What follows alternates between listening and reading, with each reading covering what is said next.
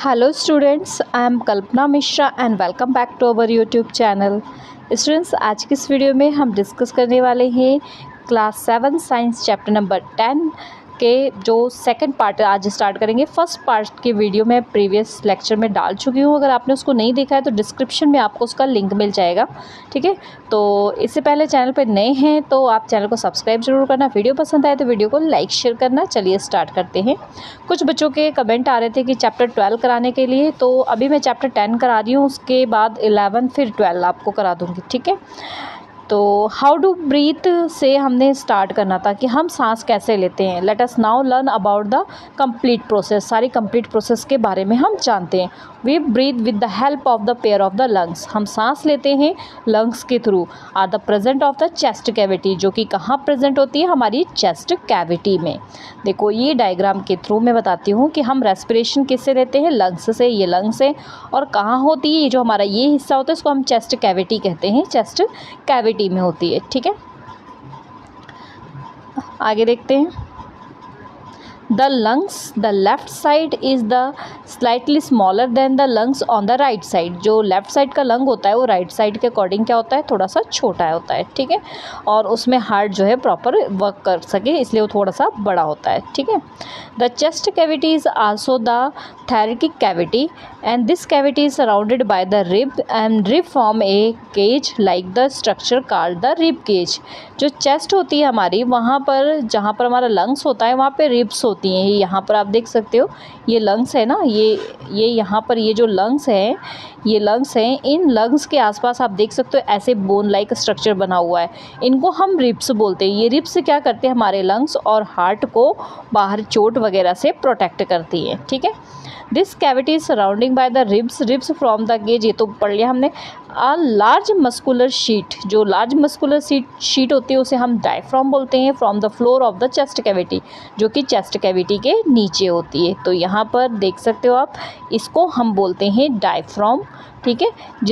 ये रहा डायफ्राम, जो कि कहाँ होती है, जो चेस्ट कैविटी है इसके नीचे होती है, ठीक है। मैं साथ के साथ आपको डायग्राम भी बताते जा रही हूँ ताकि आपको अच्छे से समझ आ जाए। Our lungs are attach to the wind pipe, हमारे लंग्स जो है अटैच होते हैं विंड पाइप से, जिसको हम ट्रेकिया बोलते हैं। Which is lead to nostril, जो कि हमारे नोस्ट्रल से जुड़ी होती है। And when air is inhale, जब सांस मतलब हवा हमारे अंदर जाती है तो नोस्ट्रल में जो होती है नोजल कैविटी में जाती है। नोजल कैविटी में जो एयर होती है फिर कहाँ जाती है, लंग्स में। किसके थ्रू जाती है, ट्रेकिया के। चलिए जो थ्योरी पढ़ी है इसको डायग्राम से मैं आपको समझाती हूँ। यहाँ पर आपने ये होती है आपकी नोज़ से आपके जो नोज़ है वहाँ से आपकी एयर अंदर गई, कहाँ, ये इसको हम नोज़ल कैविटी बोलते हैं, ठीक है। नोज़ल कैविटी में उसके बाद ये रास्ता जो जहाँ से हमारा, इसका कलर चेंज करते हो फिर आपको दिखेगा, जो ये रास्ता है यहाँ से जहाँ से एयर जा रही इसको हम फेरिंग्स या फिर हम ट्रेकिया बोलते हैं, ठीक है। ये जो ट्रेकिया है ना, यहाँ पर क्या होता है, एक पाइप होती है, ऐसे तरीके की पाइप होती है। अगर एयर जाएगी तो ये पाइप इतनी पतली होती है कि आपस में चिपक सकती है। तो ये आपस में चिपके ना, इसलिए इसमें जो है ऐसे सी जैसे ये सी होती है ना, ऐसे सी टाइप की इसमें जो है इस तरीके से बोन्स लगी होती हैं, जिसको हम कार्टिलेज बोलते हैं। कार्टिलेज का मतलब होता है ऐसी बोन्स जो बहुत सॉफ्ट होती है, ठीक है। जैसे हमारे कान में की बोन्स है होती है लेकिन बहुत सॉफ्ट होती है, आराम से हम बेंड कर सकते हैं। तो अब प्रोसेस क्या होती है, जब यहाँ से एयर गई फिर ट्रेकिया से गई, ट्रेकिया के बाद हमारे कहाँ जाती है, लंग्स में। लंग्स में क्या होती है, एल्वियोली होती है। ये जो लंग्स है सबसे पहले एक एक ब्रांच यहाँ डिवाइड होता है, जिनको हम क्या बोलते हैं, ब्रोंक्यूल्स। और उसके बाद ये और पार्ट में डिवाइड होता है जिसको हम ब्रोंकियाई बोलते हैं। जब आप बड़ी क्लास में जाओगे तो इसको और डिटेल में अच्छे से पढ़ोगे, मीन्स 10th क्लास में, ठीक है। तो चलिए पूरी प्रोसेस को पढ़ते हैं। ड्यूरिंग इनहेलेशन, मतलब जब आप सांस लेते हैं तो रिब मूव अपवर्ड, तो हमारे जो रिब है, रिब मीन्स मैंने आपको बताया था जो लंग्स को प्रोटेक्ट करते हैं बोन्स, ठीक है, वो कहाँ हो जाती है, अपवर्ड, आउटवर्ड। आप सांस लेके देखो आपकी रिब्स बाहर को निकल जाती है। और डायफ्राम जो होता है, मीन्स जहाँ पर लंग्स के नीचे वाला हिस्सा, वो कहाँ मूव करता है, जब लंग्स ऊपर जाते हैं तो डायफ्राम भी कहाँ चढ़ जाता है, ऊपर की तरफ से थोड़ा हो जाता है, ठीक है। This movement increase the space in the chest cavity, इस मूवमेंट की वजह से चेस्ट कैविटी को जगह ज़्यादा मिल जाती है। और ये चेस्ट कैविटी में क्या होता है, उस टाइम नोस्ट्रल से आई हुई हवा भर जाती है। फिर ये lungs get the filled with air. तो इस टाइम जब हमने सांस ली हुई है तो इस टाइम हमारे चेस्ट में जो है हवा पूरी भरी हुई है। ड्यूरिंग एक्सहेलेशन मीन्स सांस को छोड़ना। अब जब हम सांस को छोड़ते हैं तो हमारे लंग्स क्या हो जाते हैं, इनवर्ड हो जाते हैं। डायफ्राम भी हमारा क्या हो जाता है, अपवर्ड मूव करता है। ठीक है, जब एक चीज़ याद रखना, जब डायफ्राम इनवर्ड होता है, जब हमारे रिब्स इनवर्ड होते हैं तो डायफ्राम अपवर्ड होता है। ठीक है, और जब हमारे रिब्स आउटवर्ड होते हैं डायफ्राम डाउनवर्ड होता है। ठीक है, तो ये चीज़ अच्छे से याद रखना। और इसमें फिर चेस्ट की कैविटी कैसी हो जाती है, जो पहले बढ़ी हुई थी वो छोटी हो जाती है, और फिर इसके बाद क्या होता है, हमारी इस तरीके से पूरी मूवमेंट होती है। This movement in the body can be field. इस मूवमेंट में हम जब गहरी सांस लेते हैं तो हम इसको फील कर सकते हैं। डीप ब्रीथ आप लोगे तो your palm on the abdomen you can easily feel. तो आप अपने हाथ की हथेली को अपने सीने पे रखो, चेस्ट पर रखो, और उसके बाद धीरे धीरे गहरी गहरी सांस लो, तो आप ये चीज़ को क्या कर पाओगे, महसूस कर पाओगे। जैसे कि आप यहाँ डायग्राम में देख रहे हो, इस तरीके से सांस जाएगी तो लंग्स ऊपर चढ़ जाएंगे और डायफ्राम जो है इस तरीके से हो जाएगा। अब यहाँ पर जो है जब हमने एयर बाहर निकाली तो लंग्स जो है हमारे अपने पोजीशन पे आ जाएंगे और डायफ्राम जो है लिफ्ट हो जाएगा। ठीक है, नेक्स्ट स्नीजिंग मीन्स छींक आना। ठीक है, तो इसके बारे में देखते हैं। There are lot of unwanted particle in the air में बहुत सारे अनवांटेड पार्टिकल्स होते हैं, डस्ट पार्टिकल्स होते हैं।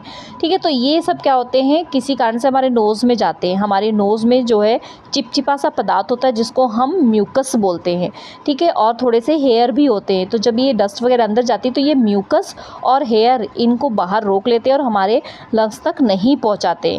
बट हाउएवर कई बार क्या होता है कि ये हमारे एयर और म्यूकस में नहीं चिपक पाते हैं और अंदर की तरफ चले जाते हैं, तो क्या हो जाती है, इरिटेशन महसूस होने जाती है, और इसका रिजल्ट क्या होता है कि आपको छींक आती है और आप हवा को बाहर निकाल देते हो, और स्पीड के साथ बाहर निकलती है हवा, जिससे डस्ट पार्टिकल भी क्या होता है, बाहर चला जाता है। चलिए इस मैकेनिज़्म को, सांस लेने और छोड़ने के मैकेनिज़्म को एक एक्टिविटी के थ्रू जानते हैं। तो इस एक्टिविटी में क्या दिया हुआ है, आपने एक बॉटल लेना, आप इसका मॉडल भी बना सकते हो।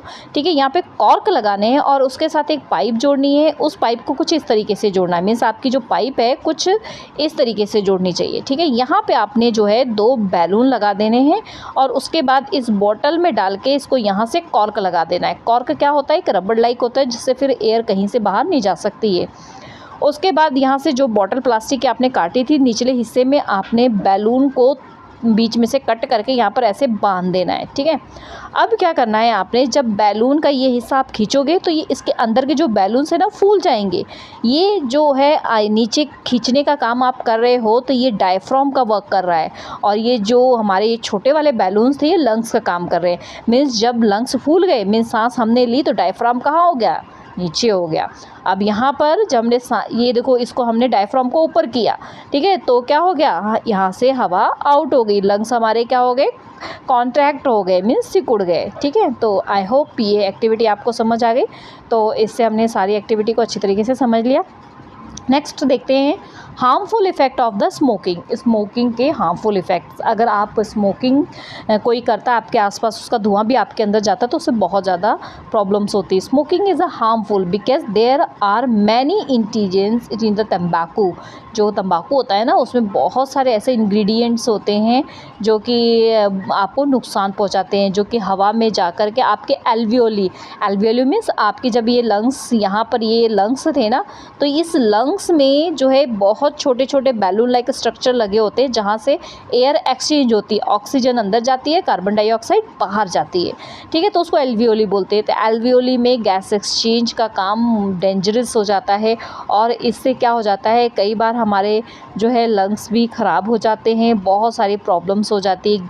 ठीक है, तो इसलिए हमें कैंसर जैसी बीमारियों से बचने के लिए, लंग्स ख़राब होने से बचने के लिए स्मोकिंग से अपने आसपास वालों को भी मना करना चाहिए। और अभी तो आप छोटे बच्चे हो, बड़े होके आपने कभी स्मोकिंग की तरफ नहीं जाना है। ठीक है, okay students, I hope video आपके लिए हेल्पफुल हुई हो। तो नेक्स्ट वीडियो में हम इस चैप्टर को पूरा ख़त्म करते हैं। मिलते हैं नेक्स्ट वीडियो में।